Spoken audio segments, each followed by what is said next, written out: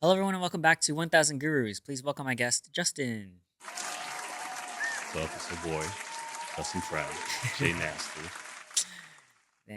Thanks for being here, Justin. I really appreciate Of it. course, thank you for having Yeah, me. I've been wanting to have you on the show for a little bit, so I'm glad you made it out. I know it's kind of hot today because you driving here. You said there was like a couple fires. Yeah. You probably started it because you're so hot. So Whew. shame on you. But Sorry. yeah, let me go into how I know you. So we met through our mutual friend Dan, and we've both danced on choreos, but separately. Mhm. And we only hung out like a couple of times at various parties, a couple of times at your place, and once at Genesis's place. Mm. But why the reason why I wanted you on the show is because I felt like those few times we had such deep, profound, long Mhm. conversations. And it was one of those things where if I look at the inspiration for this show, it's conversations like those that were like, I wish these were recorded because they're so good. I tell this story a lot, but if I ever bring up Justin in a conversation, I'm like, oh yeah, one time he walked in and then like within 2 seconds, I was like, hey, let's talk about trauma. And then we just went into it for an hour and a half, Mhm. like 0 to 60, which is not a normal thing to do with people that you just sort of meet or Mhm. acquaintances. But I thought it was fun, enjoyable, and very profound to me. Definitely. So yeah, I think that's what stood out about you to me is that you're very thoughtful, reflective. Um, you are big into fitness, cosplay, fashion, and actually, you referred me to my former fitness coach Ryan, who was episode number 13, and we worked together for over 2 years as my fitness coach. And I see your posts about traveling, photo shoots, and yeah, just wanted to invite you to connect with you and talk about some of these things. Thank you. Thank you for Yeah. having me. Any clarifications or anything else that you're up to? What I've been up to. So I finished Anime Expo. Mm, So I wouldn't call myself a cosplayer. I guess like a casual cosplayer for okay. fun. Okay. Because Yeah. there are people out there who done I crazier see. So things. like there's levels and there's tiers. Yeah. Yeah, Gotcha. I one of the days or what I'm known for is Toji Fushiguro from Mm, JJK. yeah. They based that character off of you, right? Yeah, yeah, definitely, without a doubt. Yeah. But I say a casual cosplay because I literally put on a compression shirt. The pants were made by my girlfriend's mom, Mm. and I just had my hair, and my girlfriend did my makeup, and the only thing I was wearing is my own skin. So I just kind of walked around, and I was like, "Oh my god, you buff as hell!" And I'm like, "Thank you." Um, so right now there is another convention in January that is Anime LA, Mm.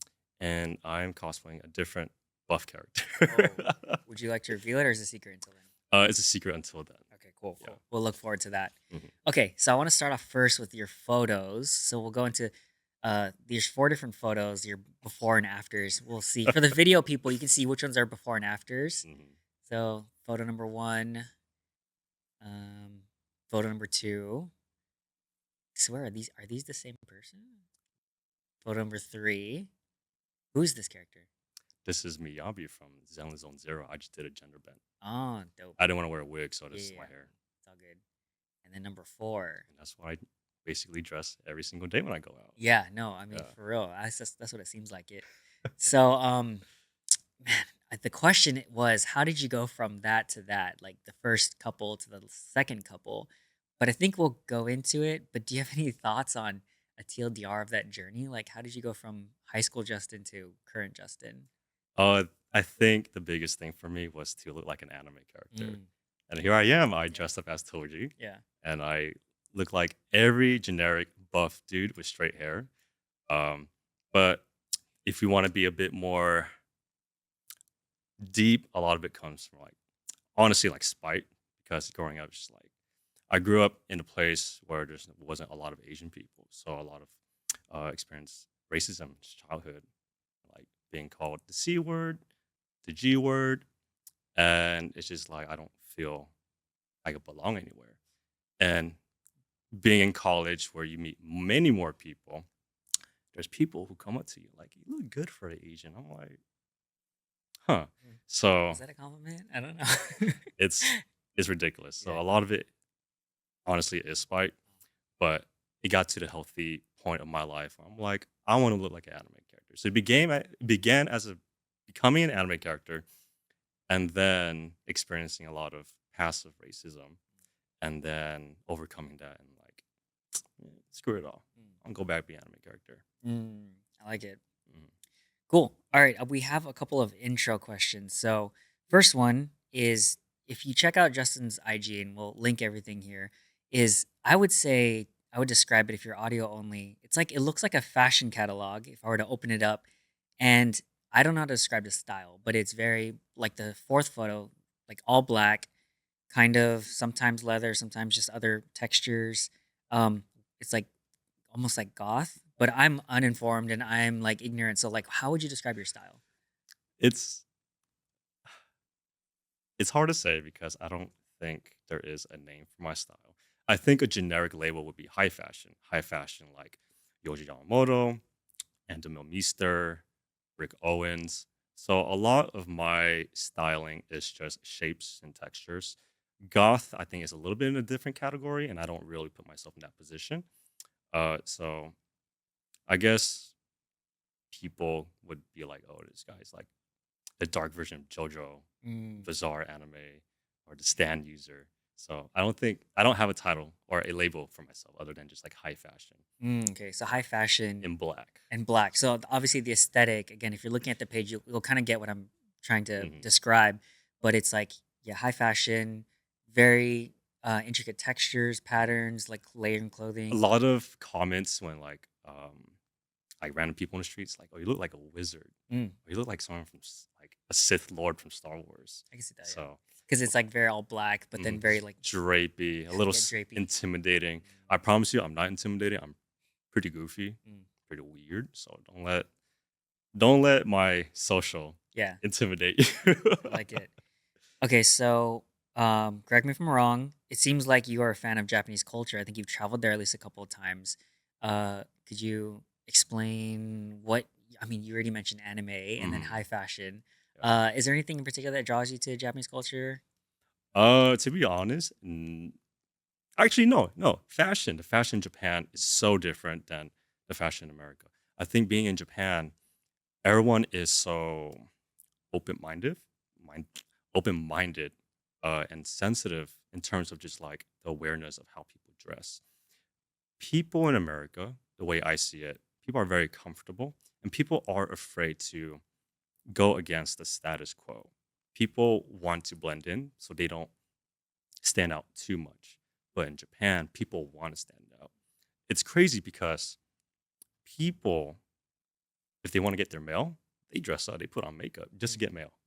But you know, people in America, they just come up bummy, baggy PJ, sometimes shirtless, a dirty tee, and just pick up mail. But people in Japan are so different that they put in the work into looking good for themselves. I watch a lot of YouTube videos, and a bunch of it is just people. What are you wearing? They talk about all the brands they're wearing, and every single person is so different. There's no concrete style. You have Americana, you have streetwear, you have high fashion, you have um, Y2K, so many different people. Whereas America is just one image, one mm, style. mm, I think, for my opinion, this current generation, especially youth, crop tee baggy pants. The Silver Lake style is what they call it. mm, And it's just like, it's an easy, stylish format that anyone can get into. But being in Japan, I dress, going back, before Japan, I dress a little bit similar as a Silver Lake guy, crop tee, baggy pants, but black. But going to Japan, I was inspired by so many different people, so many different styles, drapey, black, streetwear with colors, Y2K, and vintage Americana. And I did not want to look like a tourist. I wanted to blend in with the culture in Japan. So my second year, I'm like, I'm a I'm gonna up my game. So being Japan, I bought wide pants like Hakamas. I got into Yoji Yamamoto. A lot of things that were quote unquote oversized, like kind of big, but like drapey. So it falls off of my body very nicely, as if I'm a wizard. The way I dress right now in this coat and a see-through shirt and wrap pants. So mm. that's what I love about Japanese culture. Is the fact that I am exposed to many more things.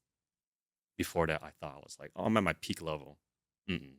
Japan humbled me very much Mm, so. I see. So like opened your eyes to this bigger ocean of fashion possibilities of what aesthetics can look like and the different Exactly. Hmm. variations. Maybe this is a little bit down a deeper rabbit hole than I was expecting to go, but okay, so you talk about Japanese culture and wanting to stand out and that high level of standards in an aesthetic way, right? Hmm. Could you maybe I'm trying to wrap my head around the idea of let's say Western versus Asian cultures, Mm. where Western culture stereotypically is more about individualism, Mm. and then Eastern cultures are more about like that sort of community vibe, and then that saying of like the nail that sticks up gets hammered down. I'm butchering that sort of Mm. phrase, but you know what I'm talking about, right? Yeah. It's that, and again, generalization, Mm. but that's usually what Asian Eastern cultures are known for is like the symmetry, the communal, and not the individualism. And if you look at Hmm. like capitalism versus not, right, there's that Right. sort of juxtaposition. So I know those are different things, but I'm trying to wrap my head around the contrast between that and then now what you're saying is the fashion is like everyone's trying to stand out. There's a lot of variety. It almost feels like a capitalism of fashion because there's so many different Right. varieties, but it goes against that concept, and it could be an outdated concept Mm. of trying to be the same, trying to be uniform, trying to be like a machine or everything Hmm. is uniform. Hmm. Do you have any thoughts or how could I don't know, reconcile those different ideas? Hmm. Does that make sense? What I'm I'm like kind of trying word vomiting, to. and I could be wrong on all of these things. That's just Mm. my I'm bringing it up because you mentioned how they're trying to look different. Who's they like? Eastern Sure, culture or Eastern what? cultures, and Mm. I think Japan might fall into that sort of Definitely. generalization because it's that whole uniform Right. thing. Because a lot of the things I was saying is just observation and personal experience. Walking around SoCal these days, the way I dress, super different. You're just like, who is this guy? Is this guy being performative or not? Nah, but like, I remember one time, it, I think it was last week. It was my friend's birthday. We went to Irvine Spectrum, and I have posted a story of our friend group, and we were all dressed in black. Everyone looked like wizards. Everyone looked like villains and final boss. But it captured a lot of eyes on us. A lot of people making side comments. A lot of like, "Oh, y'all look good," or other people like, "Wingardium Leviosa." Those are coming from people who don't, I guess, understand the importance of fashion, how fashion built us as a person. I'm not saying fashion is a personality, but fashion gives you the confidence, and it also expands your horizon of like what's out there. I don't want to look the same. For me, I hate looking the same. I hate being stagnant where I am in life, physically and mentally, emotionally. So every single day, I'm like, how do I get better? I'm not a social media guy. I just post fit pics. But I'm like, how can I make a better fit pic than the last one? So I don't have an answer to your Yeah, yeah, yeah. question, No, but no, it's all good. No, I know. Again, I don't even know how to answer the question. I was just because you brought up a great point, and I mm, don't disagree, and I've observed that too. uh, And but it was just compared to this other idea that I've heard growing up, and have experiences. Like, mm, yeah, they're the Eastern versus Western cultures, and the individual versus like the more communal societal mm, values, and then juxtaposing that with fashion and things that are more innovative, more about standing out. yeah. And I guess I'll throw in this other reference. There's this really old documentary on b-boying, right, hip hop, Mm, and it changed my worldview a lot because it was a documentary. I think it's called Planet B-Boy, maybe 2008 or before that, and it was talking about following these different crews going to this international competition, and they obviously showcase Korea, South Korea, Japan, America, France, somewhere else, like other countries, right? And for the Japanese b-boys, they were saying how and the documentary did a great job showing this visually, but it'd be these b-boys dressed up in hip-hop fashion and mm, then dancing in like a subway around a bunch of people in suits, and they mm. exact Planet b-boy changed my life. I wrote a thesis on this actually.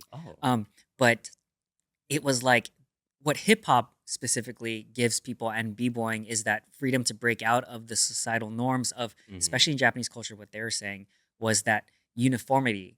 And so hip hop offers that. It's like a counterculture to the mainstream culture. mm-hmm. And obviously things like fashion and stuff also break out of those norms. And that's why I was like, oh, it reminds me No, of that documentary, definitely. right? Yeah. Being here in like LA is breaking that uniform, everyone dressing the same. Again, observation. So, as what people notice like, oh, you guys are farming. It's a compliment because we Mhm. want to stand out. Yeah. Yeah, we look intimidating, we look scary, but we're just a bunch of goofballs who just love clothes and love anime and just kind of, not kind of, we are unhinged. Mm. So we enjoy breaking the norm Yeah. because we also want to inspire people to just really put yourself out there because there's nothing wrong with experimenting. There's nothing wrong looking different because people are afraid Yeah. to be different. I like that. It's almost a visual outward manifestation of that idea you want to put forth of being Mm, different and being comfortable in your own skin and pushing the boundaries definitely. because it's an external sort of visual representation. Mm-mm. Okay, well that was a long intro topic. Did not expect that. No, yeah, but it was good because for me personally, I'm not into fashion, Mm, so it's so amazing to hear from someone who's really into it, their perspective on that. mm, Because I think props to you and everyone who's into it. I think fashion's amazing. It's just I'm not into it, obviously. understandable. Um, cool. Let's go into the first topic real quick, which is origin, self discovery, adulthood. I think we kind of already touched on like what influenced you to who you are today, Hmm. but I think the general questions are kind of like where did you grow up? What were some of your biggest influences and like what were your aspirations as a kid? What was my biggest influence? Good question. So, starting off with the first question, where I grew up in East Oakland.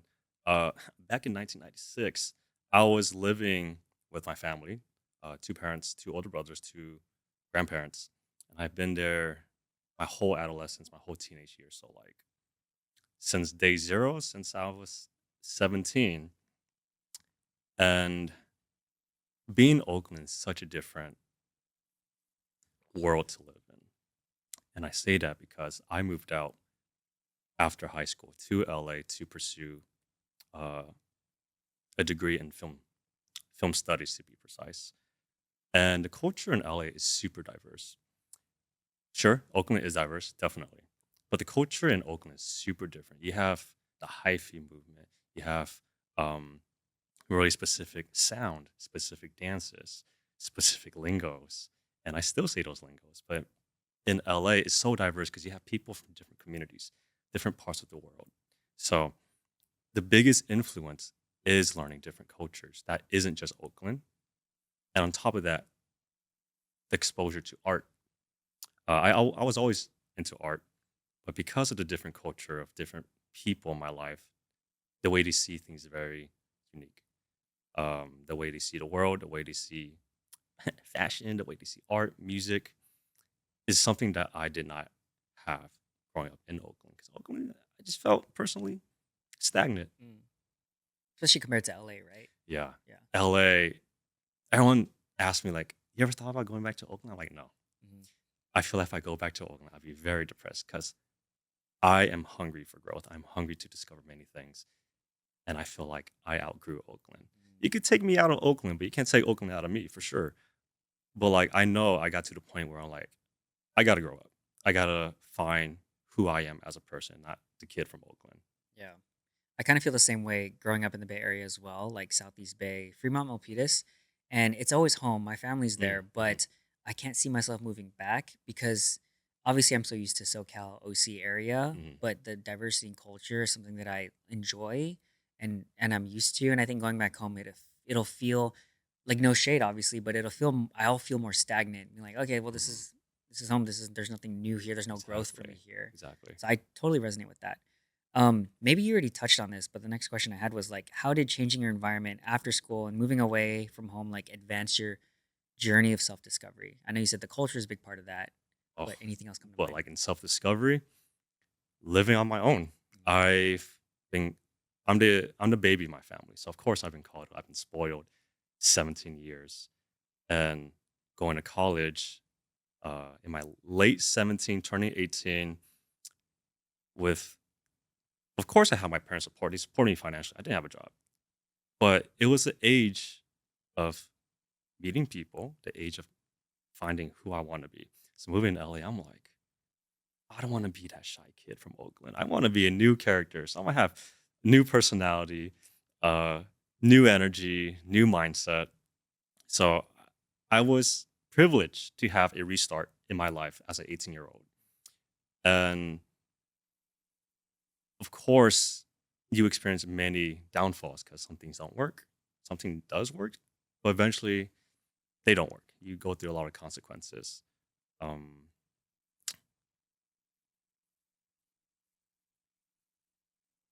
Yeah. Self discovery is basically what I was talking about. If you've learned anything specific, but um, well, I guess it kind of goes into the next question I had for you. But could you walk us through these stages of life that you mentioned? So, kid Justin, teen Justin, college Justin, and then now adult Justin. Could you mm, walk us through like those stages that you mentioned, like the differences or maybe self discovery that you had? right. So again, I was a baby boy, always spoiled. And because I was spoiled, I was really naive. I don't really see the world in such a negative way growing up. Everything was rainbows and sunshine. And then high school happened.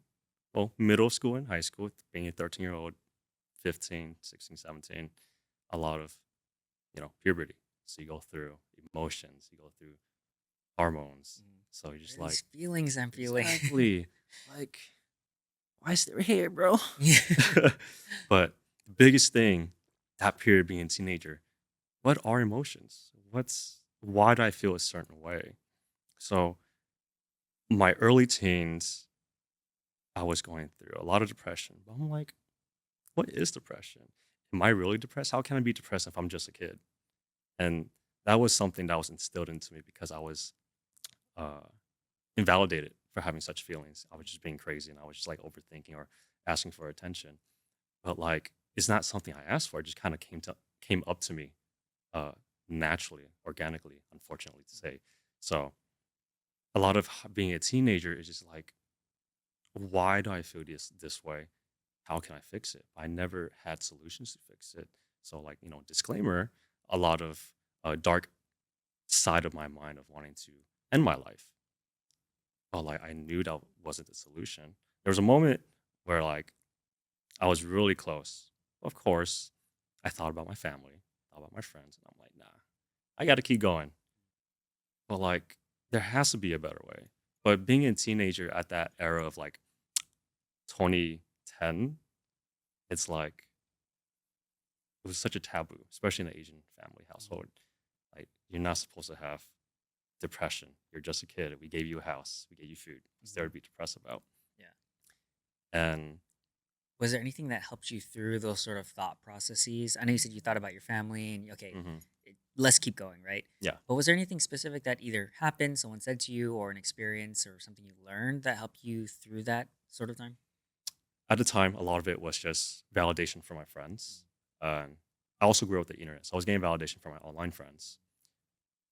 It is a good thing to get those validation, but it became an addiction because I was yearning for those validation to feel good about myself, to keep going. Excuse me. And that's a really unhealthy mindset because that led into college too. College, I had to restart.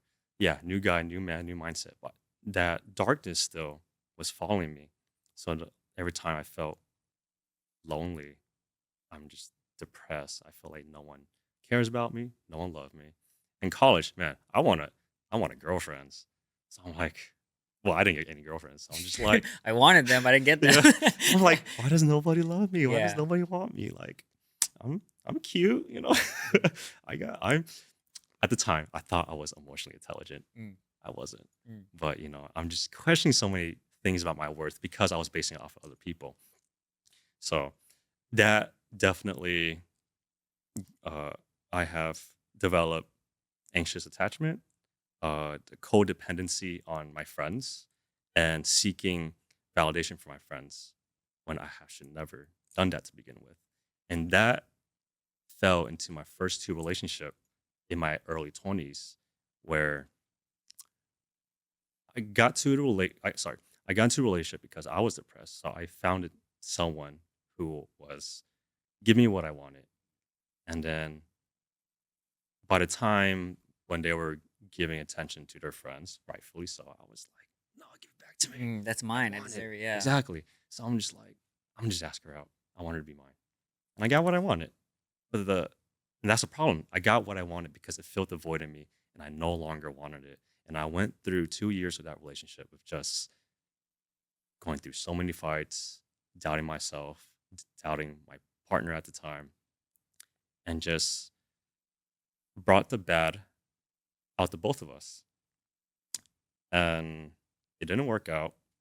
So after that relationship, I thought I got better, but I ended up going to the next relationship, bringing the same problems from my last girlfriend to my next girlfriend. So I didn't heal. I was running away. Mm. I thought I got better because I'm like, damn, I got a better mindset. I'm more confident. The way I think is not the same 2 years ago. Like, I definitely grew, so I think I'm good now, right? Yeah, but I did not grow. I was, how do you say? I wouldn't say trauma dumping, but like I put all my problems in my next relationship. Problems that I never fix. A lot of the lack of communication, a lot of lack of like critical thinking of my emotions, and the hesitation of learning about the other person's feelings. So, I wasn't the best boyfriend at the time with those two relationships. And of course, my partners didn't treat me well, but no one's a good person. So there's a lot of learning, a lot of development of like what is happiness in a relationship. How do I find love? And will I ever find a person who will love me for me? But will I become the better person than who I was the first two relationships? There's a lot of doubt. And as adulthood came, I think like 25, even now, I went through therapy. And therapy, I went into it like, I need relationship advice. I ended up coming out with PTSD. Mm. So I was like, yeah, so why am I like this in a relationship? Why do I act like this? Why am I also always chasing girls who are like this to me? And yet I tolerate it for 2 years when I shouldn't have. And then my therapist like, well, let's start with your childhood. Let's start with your family. And then and a lot of it was PTSD. Growing up in an Asian household, there's a lot of like um, fighting through words, spanking, as we all joke about. As adults now, we joke about it, but like looking back, it made me broken growing up. So I remember taking that test, the PTSD test that my therapist gave me. I was crying. I was like, damn, I never knew Mm. that I was so broken. I was so hurt. There was a most simplest question, but those questions just made me like bawl. And after going through therapy, I think 6 months, it was pretty short because it was also after my breakup. And that was when I was like, I'm locking in on growing up. That's where I became super aware of my emotions, super aware of the way I think. So if I think when I feel a certain way, like I'm upset, I'm like, hold up, why am I upset? Da da da da. And then I become very relaxed and I go through the steps of why do I feel this way and why I should not be reactive to these emotions. So going to Justin now, I'm in a happy relationship. My 2 years is coming up, 8-8, affinity. So being with my girlfriend now, I'm very calm. I'm always looking forward to everything. I'm not walking on eggshells. There's no fights. There's always discussion and the hunger to grow as an individual and as a lover. So that's where I am now, Mm. um, as a romantic person. But as a person now, very confident. I love clothes. I love my friends. Mm. And the things I do, I don't apologize. By that, I meant like the things I love. Like anime. I remember anime growing up. Oh, you watch anime? That's so weird. I'm like, y'all watch anime? So what? I go anime expo. I dress up, just as a buff dude. What you Mhm. gonna do about it? So, yeah. Nice. So it's like now you just lean into the who you are authentically, what you love and what you do. Hmm. And thank you for sharing that. One of the things I wanted to ask about your therapy and journey, and maybe you touched upon a little bit of this, but I want to know, how do you know when you need, I guess, what are the signs that you might need that sort of external guidance? But then on top of that, what are some strategies that helped you out? I know you mentioned kind of taking yourself out of yourself and looking at it third part, like, why am I feeling this way? And observing yourself in that way, which calms you down and helps Hmm. you feel more grounded. Were there any other things that helped you in your experience through therapy that you use today? So to rewind a little bit back in your question, like how do I get into therapy? It really, I got into it because I was I, myself, and my partner, we were at our lowest in our You saw relationship. the need, both Yeah. of you guys. Yeah. And throughout both my relationship, I always blame myself. Like the reason why our relationship is so bad because of me. So everything's about self blame. I'm at fault. And of course, I know both my exes, they didn't mean to, but there's a lot of accusations. So those accusations make me feel even worse about myself. Mhm. And I can't help but taking those blame.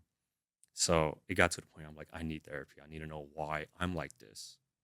And throughout that journey, it's like, well, you're not the only one who's at fault. Mhm. So I realized that like that's not me. The thing I took away from therapy, other than just like glazing it like, oh, therapy, you should take it. Not everyone can have therapy, and that's fine.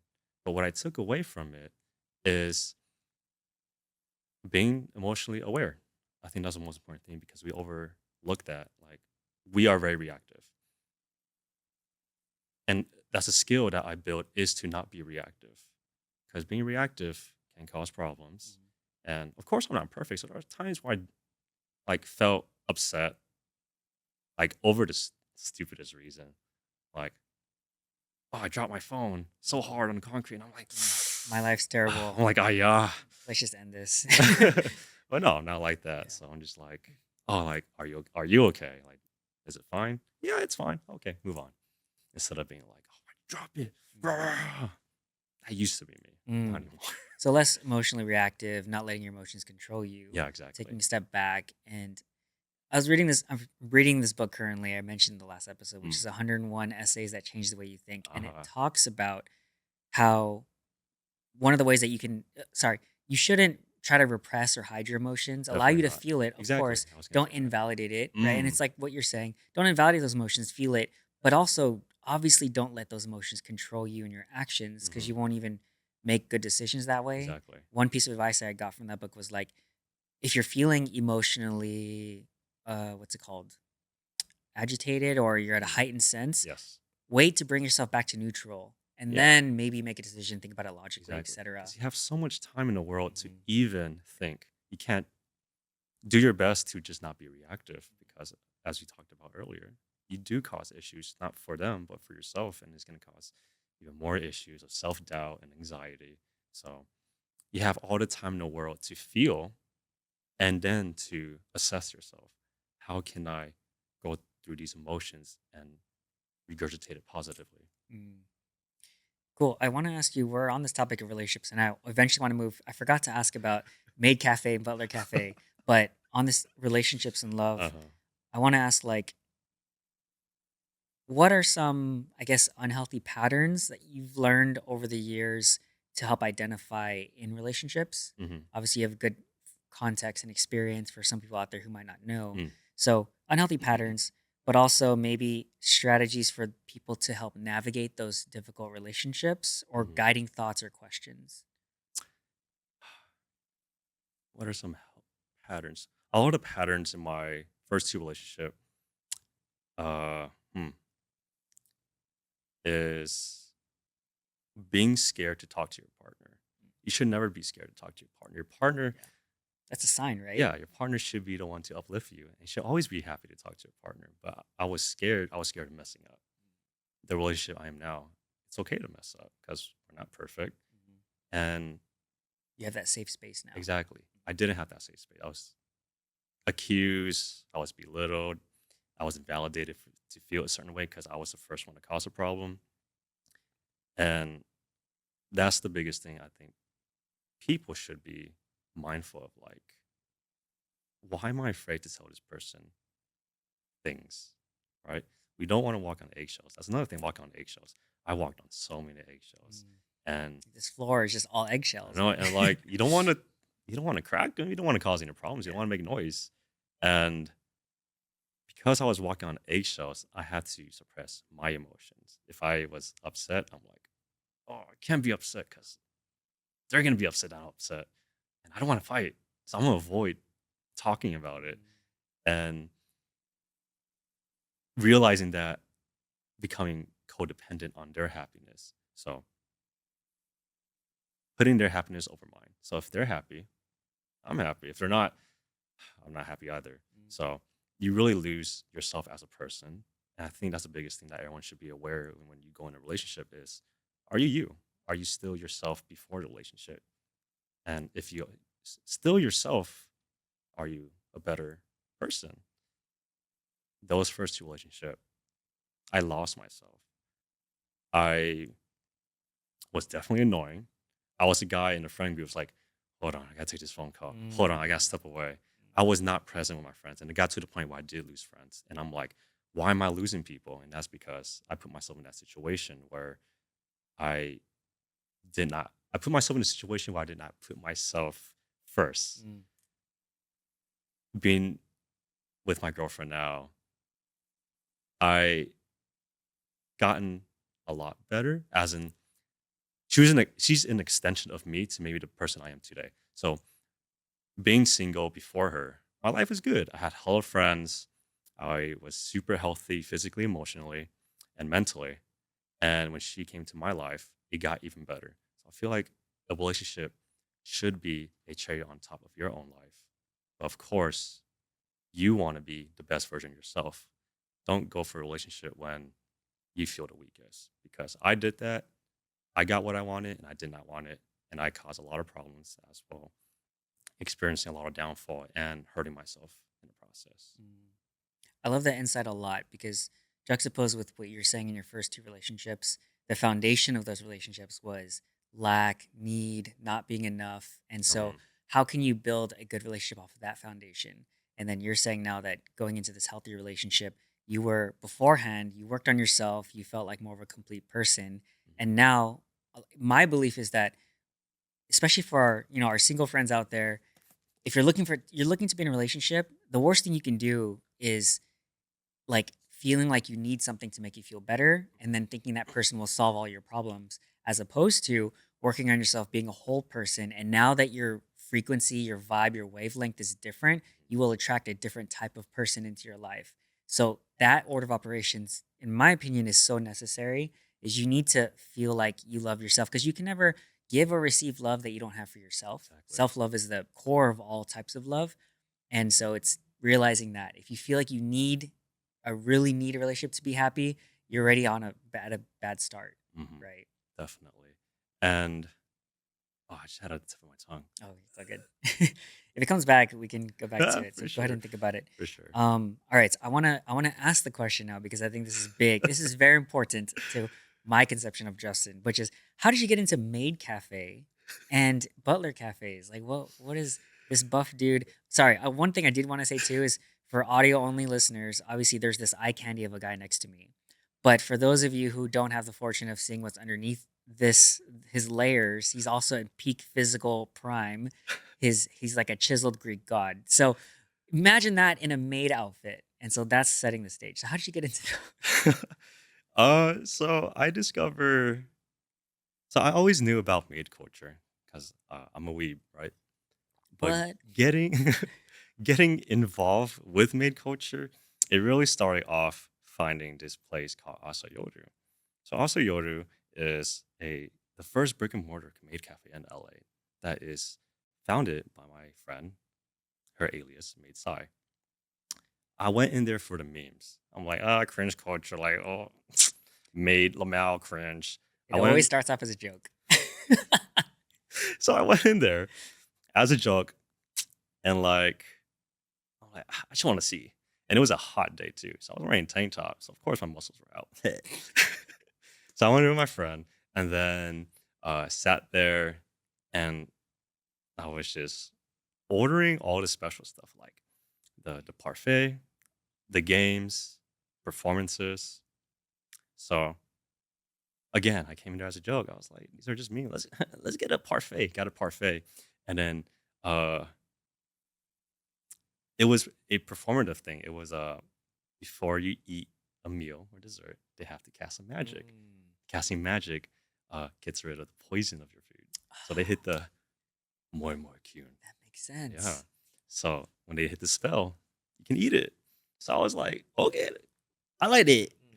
And then I ordered games, and the games we did just like Hungry Hippos, and you really interact with the maids.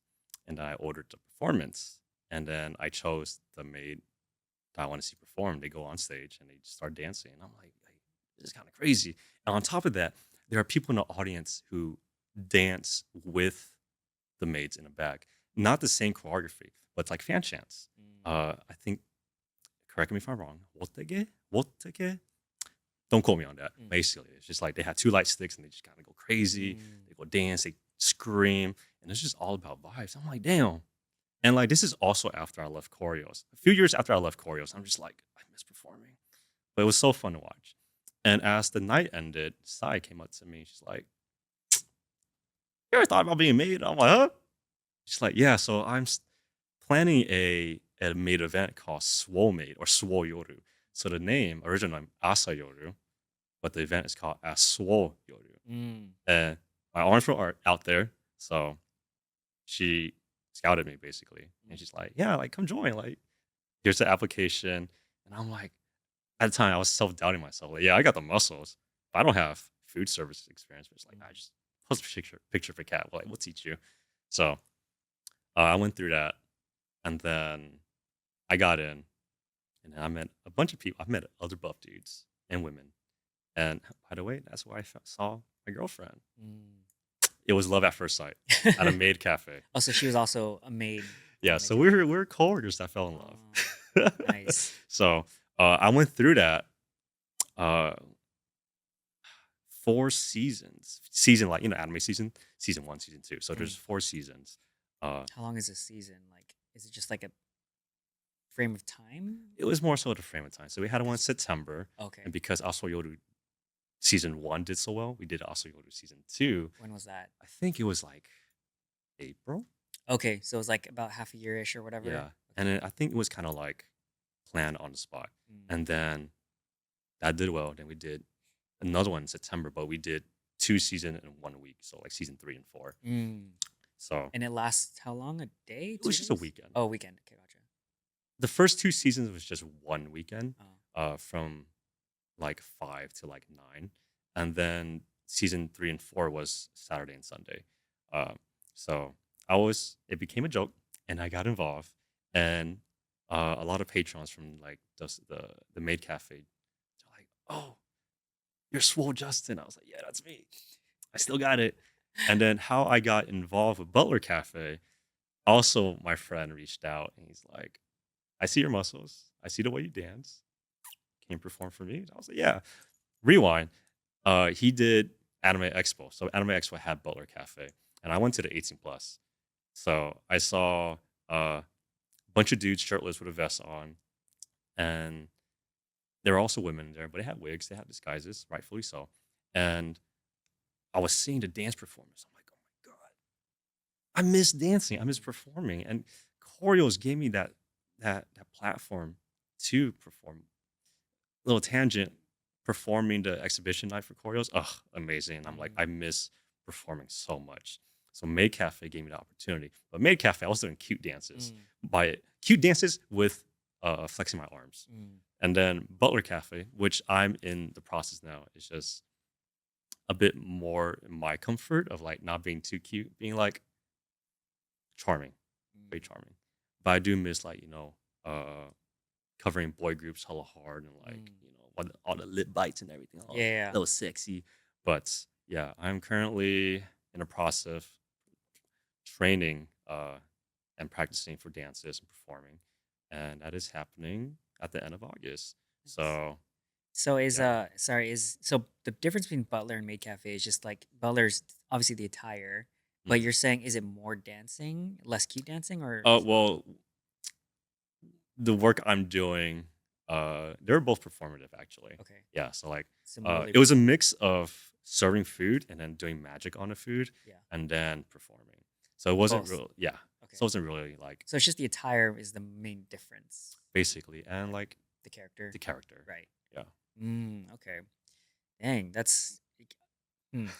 I would say people check out. Do you have videos up there of you doing that, or can they see anything Uh anywhere? Where would you direct them if they want to, if they're curious about Butler and Maid cafes? okay, so Aswoyoru, you have to go on Asoyoru's like Instagram account Okay. and they do have reels, Oh, but you have to go back like a year or two I ago see. because it is uh like pretty old, Yeah. and they do have like TikToks. The TikTok I was in went viral, and Butler Cafe. We're currently in the plans right now, Oh, I see. but you'll eventually find us when this video gets released. Nice. Okay, I'll link at least the first one so people can check it Yeah, out, yeah, and then yeah, maybe if you publicize in your socials and then people check yeah. it out. If you want to see me in the Maid dress when I'm also out, I'm Yeah. there. Who would not want to see that? I mean, come on. Okay. Any last thoughts on if you want to take it back to relationships and love and things like that, or anything else on Maid Cafe or that sort of thing? Uh, Honestly, not could think of any questions you have for Yeah. me. Anything you want me to go over in terms of like love and relationships? I think that was a good place, but where I was going to transition to rapid fire questions, and maybe some of those things will come up again. Sure, Yeah. sure. Ready? Yeah. Okay. We're going to rapid fire. First question, billboard question. If you could put up a sign for millions of people to see, what would it say? Non commercial, Ah, metaphorical.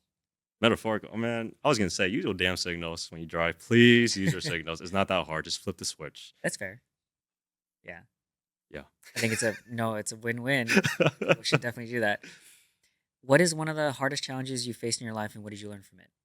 Hardest challenges I face in my life is Being too finding. hot. Sorry. I'm sorry. What? Being too hot. Too attractive. I had to work for that. Yeah. The biggest challenges is being happy. Mm. And how do I learn from it? Finding the right people in my life that gives me that happiness. Not giving me happiness, but like feeling that happiness. So not just relationship, but friendship. So like when you have a bad friend group and they make you feel like shit, damn, don't be in that friend group. Same thing with relationship. Walk away and find the people that love you for you. Self inflicted wound. Do you have a story about something that's gone wrong in your life and it's your own fault and you can't blame anyone else because you did it to yourself? Yeah, my first two relationship, people were like, "Hey, just leave," and I'm like, Oh, "I'm gonna leave." I did not leave, and then I went through 4 years of like depression, anxiety, and trauma, PTSD, yeah. and I did that to myself. I was told many times because I didn't do it, I lost friends and I lost Mm, myself. yeah. Another guest said that too, was like, you know, my friends all saw the signs. I couldn't see it. I was into it. So, of course, I gave myself grace, but obviously that was a self inflicted wound, right? Hmm. If you could redo one thing, what would you do differently? As cliche as it is, like, oh, I can't undo what I did because it put me in this, Of course. where Yeah. I am now. Yeah. But uh, my earrings, because as you can see, I have two on each side, but I had three.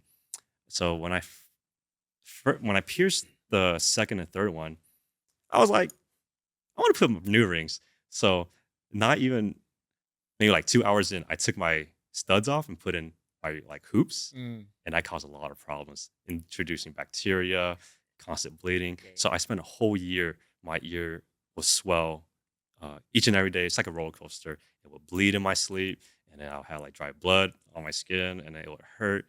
And yeah, so let your ears heal. So I waited a whole year. I went to a dermatologist and got, I guess, a steroid shot for my really small keloids, Mm. and I took a chance and pierced my ears again, and thankfully I did not bleed. Oh, It's have not swelled since, yeah. so I'm letting this current one heal, and then I'm gonna go back next month and pierce the third one. And yeah, I miss having three earrings, but Yeah. like take Dang. care of your body. Ear care Yeah. is important. Yeah. Don't take that for granted. When people tell you to keep it in and take care of it, do that. Listen to them. Listen to them. If you could give your younger self advice, what would it be now? Any age? Younger self. This advice is only for younger me. It's not that serious. It's not that dramatic. Yes, feelings are real. You can The way you feel things is very valid, but you don't need to blow it out of proportion because at the end of the day, you're okay as long as you're safe and healthy and that you keep going for yourself, not for anyone. So, ain't not that serious, bro. Mm, good perspective. In the last few years, what new belief, behavior, or habit has improved your life? New habit, mindset that changed my life. Developing confidence because I'm so confident who I am now. I can be really goofy. So like I walk around public space like Irvine Spectrum, I'd be screaming for no reason. I just go on my day. So Before, I did not have that confidence. I was too shy. I was too scared. But now I could just fuck around because I'm so comfortable in my own skin. So developing the confidence and knowing that like I can carry myself with no and not apologize for it. Mm. I'm good. I'm good. I be screaming like that. What do you think helped give you that confidence? Like any things that you did that built it? And it goes back to relationships. So when you have a partner that uplifts you, uplifts you, and bring the best out of you, not just your partner, your friend groups, or a best friend, one person, someone who gives you the drive to just be yourself and not apologize for being yourself. So because I have a great girlfriend, a great friend group who are also pretty weird, it just a little group of hyenas in the wilderness, kind of just making weird noises and sticking their tongues out. Mm-mm. Yeah. So choosing your social circle is very important. Personally, for me, yeah, that Yeah. helped me boost my confidence a lot. Mm, And like having those people gas you up every time you dress up. nice. Who would you call successful, and how do you define success? Who do I call successful? To be very selfish myself. And how do I define that? How do I know I'm successful? I'm not rich. I don't got a mansion. I don't got a yacht, but like I'm very happy. I've never been this happy and confident in myself before because I have the richest friend group. By richest, the most lovable people I've ever been, the most aware, who are self-aware, emotionally intelligent, but also don't take life too seriously. And they know how to choose their friends. They're very careful. They can stand up for themselves, but also have your back. And I find that really successful to have the right community for myself. I like it. It reminds me of this reel I saw a while ago, which was it was a video of a family eating around a dinner table, and there's the text on the video that says, "Some people are so poor that all they have is money." And it kind of reminds me of what you're saying is like, sure, riches, wealth, right? Mhm. But if you don't have the connections, the relationships, the friendships, and feeling happy with yourself, then what's the point of all of that? Exactly. And part of human nature is to build a community, is to love not just yourself, but the people around you and to be inspired. Mhm. If you knew you couldn't fail, what would you try or be doing right now? Swim. I don't know how to swim, which is a weird thing to say. I knew how to swim as a kid. I went to YMCA and then I started going to YMCA for like a week and I forgot how to swim. I couldn't float. And since then, I've just been afraid to swim. Mm. And now I have too much muscle. I barely have fat. I think It's I'm at because I have too much muscle and not enough fat. That's why I can't swim, guys. I'm like 10% body fat. So like I sink. People be like, oh, see, I don't know swim terminologies or like move sets. Yeah. So they just like, oh, just go in circles. I do the same thing, but I Yeah. sink. So it's like I'm trying to Yeah, yeah, swim. yeah. When's the So last time you've been in a pool or water or anything? I think last summer it Okay, was okay. just like a nightly swim with my friends. And Gotcha. So you're just kind of they were like walking around or something? I was basically walking In the around. pool, yeah. They were teaching me how to Yeah, swim. yeah, So I yeah. was at the edge, Yeah. and you know you have to be like Right. horizontal. I was still sinking, so I'm just like, God damn it!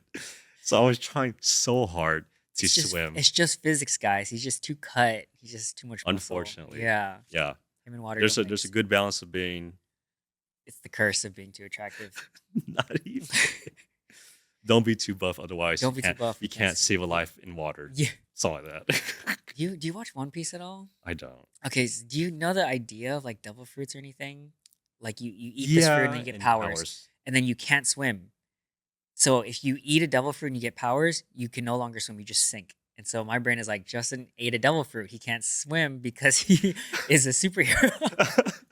I had to sacrifice one thing, and I That's so funny. sacrificed He swimming. ate the muscle fruit, and now he can't swim. Okay, next question is: if you knew you would absolutely fail, what would you do anyway? Swim. So If I knew I would fail and what I do anyways. Oh man.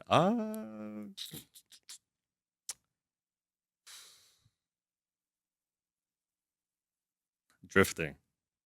really? Yeah, I want to Wow. drift. Oh, okay. I love initial D. But if you knew you'd fail, wouldn't that cause a fatal accident? Yeah, but at least I did it. Gotcha. Okay, cool. Maybe that should have been the answer to the first part, which is you wouldn't fail. You know what? You're right. You know, Swim, drive, drift, whatever, same thing. It's all good. Okay, what is something you've been pondering recently or something you think about often deeply? Recently. My proposal to my girlfriend. Mm. It's So that's public. Like you guys both are. she. It's public. We Oh, wait, sorry, you already proposed. no, no, no. Okay, so She's my wifey, but she's not my wife. gotcha, gotcha. Um, But you guys are like, the idea's here. okay, Intangible.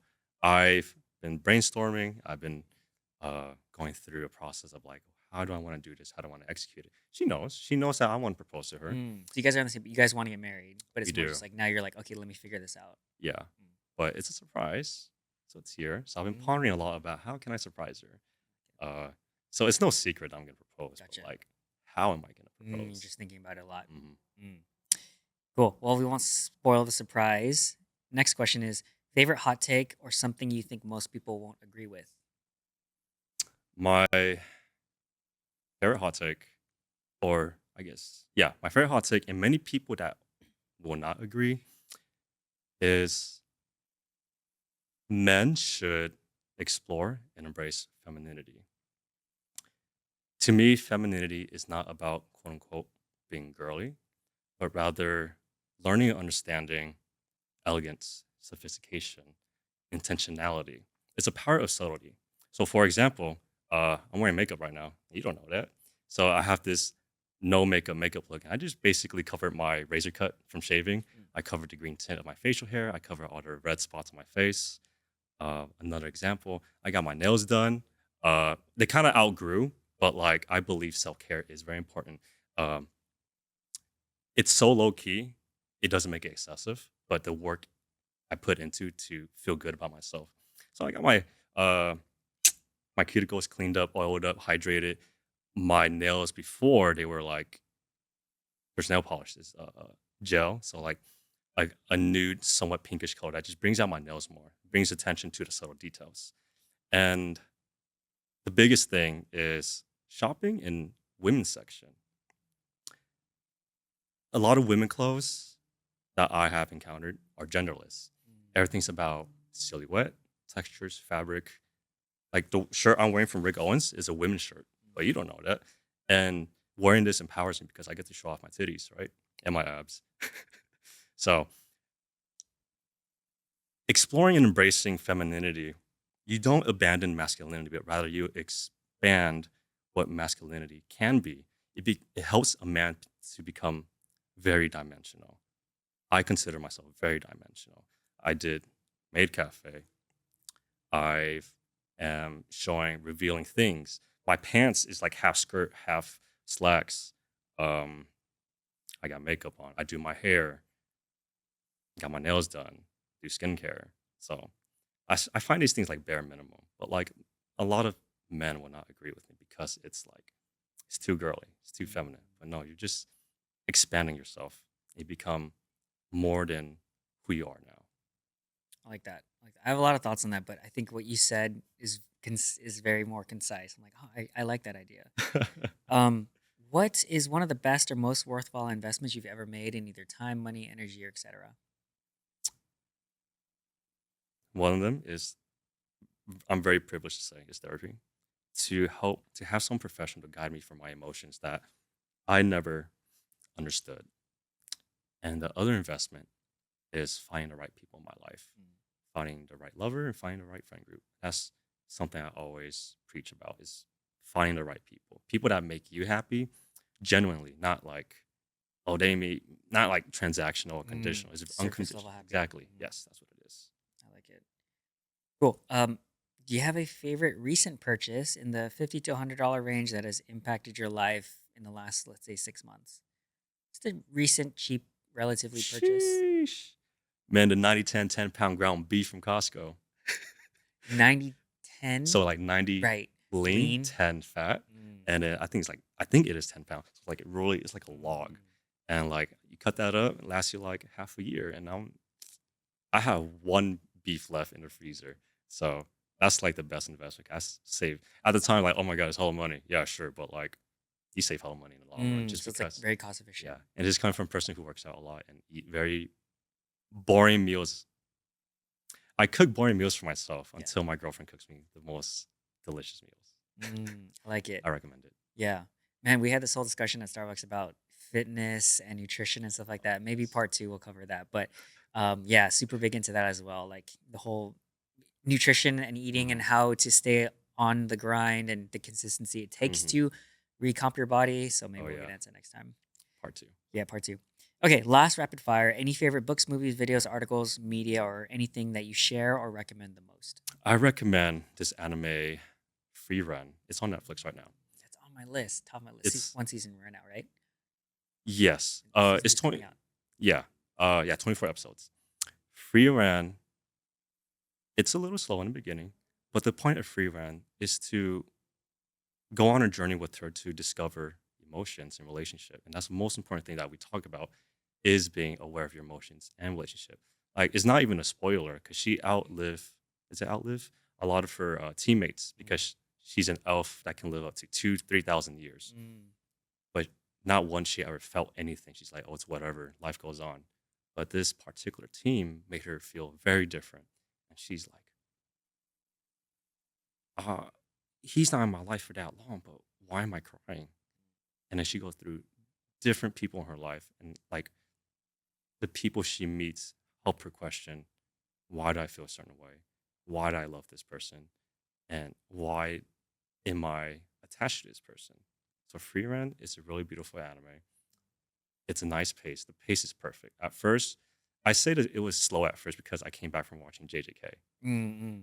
I, Or anime like Solo Leveling, which is just like high yeah, fast, octane. fast, fast. Every second Yeah. is So I took a legit. year break. I returned to Free Run with a different mindset, and I'm like, okay, I'm ready.